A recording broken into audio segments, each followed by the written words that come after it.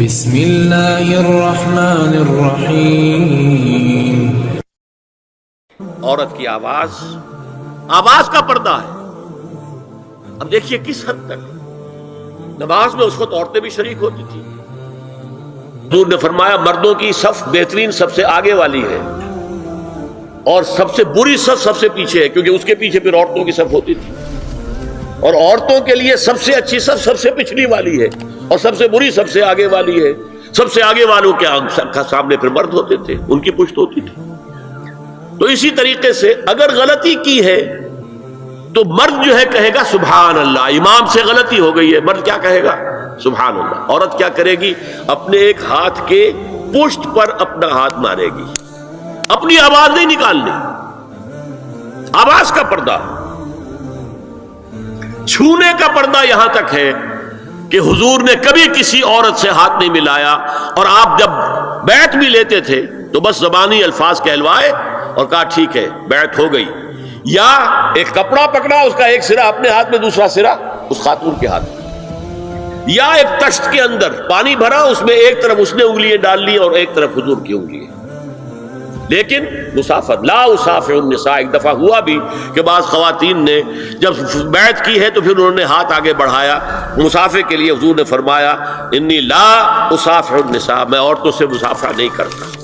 اسلام میں پردے کتنے ہوئے؟ پہلا پردہ چار دیواری، گھروں میں رہو، یہ پہلا پردہ ہے۔ جیسے ڈیفنس لائنز ہوتی ہیں نا فوج کی، یہ فرسٹ ڈیفنس لائن، سیکنڈ ہے، تھرڈ ہے۔ پہلی کو عبور کر کے کوئی آ جائے تو سیکنڈ ہے، سیکنڈ سے گزرے تو پہلا پردہ چار دیواری، اس میں محرم آئے گا۔ اب دیکھیے اسی پر ہماری تہذیب استوار ہوئی، اسی پر ہمارا آرکیٹیکچر بنا۔ گھر ایسے بنے کہ مردانہ علیحدہ، زنانہ علیحدہ، چھوٹا آدمی ہے تب بھی بیٹھک علیحدہ، بیٹھک باہر سے کھلے گی اور پھر ڈیوڑی سے ہو کر پھر گھر کے اندر جائیں گے۔ مرد آئیں گے تو یہاں بیٹھیں گے، اندر نہیں جائیں گے، اندر تو صرف وہی جائیں گے جو محرم ہے، ابدی محرم۔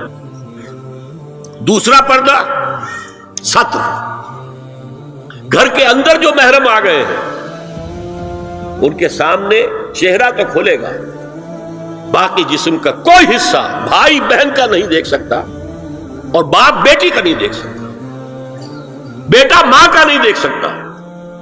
یہ ستر، عورت پوری کی پوری عورت ہے۔ عورت کہتی ہے چھپانے کی چیز کو، عورات النساء، عورتوں کی چھپی ہوئی چیزیں جن پر ظاہر نہیں ہوئی، لم یظہروا علی عورات النساء، ابھی تک ہم نے لفظ پڑھایا بھی۔ تیسرا پردہ ہے چہرے کا پردہ،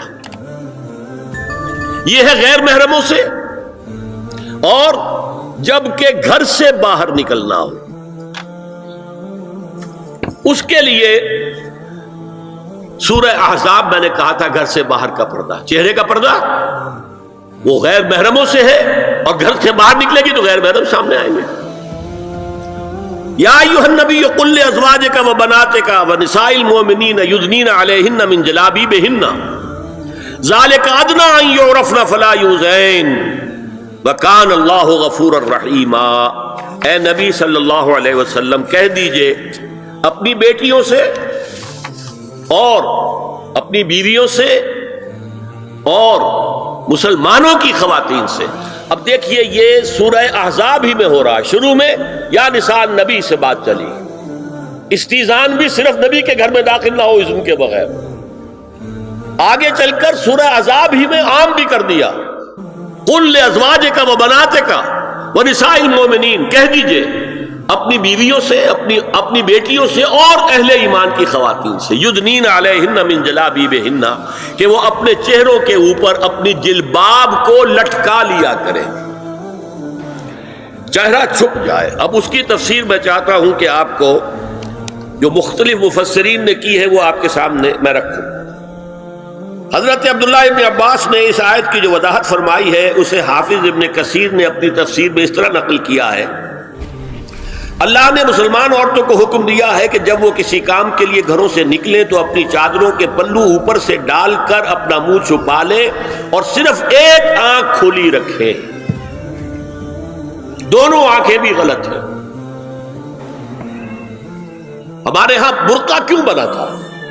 دیکھیے چادر میں عورت لپٹی ہوگی، اس کا ہاتھ جو ہے اس چادر کو سنبھالنے میں آکوپائی ہو جائے گا۔ برقع ضرورت کی ایجاد ہے جو ہوا ہے، اور اس کے آگے آپ کو معلوم ہے پچھلے برقعوں میں جالیاں لگی ہوتی تھی کہ نگاہوں سے بھی براہ راست سامنا نہ ہو، اور یہ میں نے اپنی آنکھوں سے دیکھا۔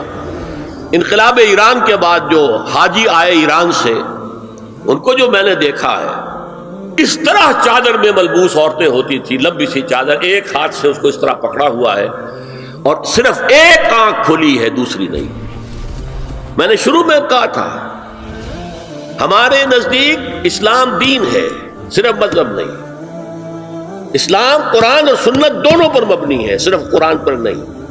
اسی میں ایک اضافہ کیجئے اس بات کا کہ حضور نے کئی حضرات سے یہ کہا، کہیں وہ رشتہ کر رہے تھے، کہ آپ نے ایک نظر دیکھ لیا ہے۔ اب اگر یہ ایک نظر دیکھنا اس کی اتنی اہمیت ہے تو اس کا کیا مطلب ہے؟ اگر تو صورتحال یہ ہوتی کہ ہر وقت چہرہ کھلا ہے، آ رہے جا رہے، تو ایک نظر دیکھنے کی کیا ضرورت ہے؟ وہ تو دیکھا دکھایا ہے۔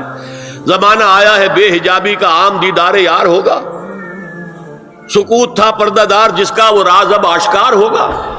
تو ظاہر بات ہے وہ پردہ ہو گیا تھا، تبھی تو تھا نا کہ ایک نظر دیکھ لو۔